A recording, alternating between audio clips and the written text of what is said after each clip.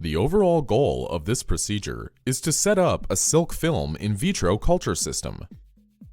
This is accomplished by first producing the silk solution for making the desired film. The second step is to cast the silk solution onto the silicone rubber molding surface and allow the film to dry down. The silk film is subsequently processed for cell culture. Next, the culture system is assembled using sterile technique.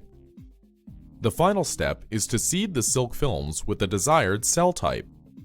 Ultimately, the silk film culture surfaces can be either directly imaged or assayed within the culture plates, or samples may be removed for fixation and further processing as needed. The main advantage of this technique over existing methods such as culture on standard tissue culture plastic is that silk film biomaterials are highly biocompatible and can be readily transferred by researchers to downstream in vivo and in vitro applications.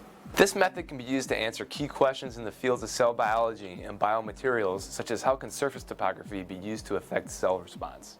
Though this method can provide insight into corneal epithelial response, it can also be applied to other systems where initial in vitro experiments can provide preliminary answers to more complex in vivo systems.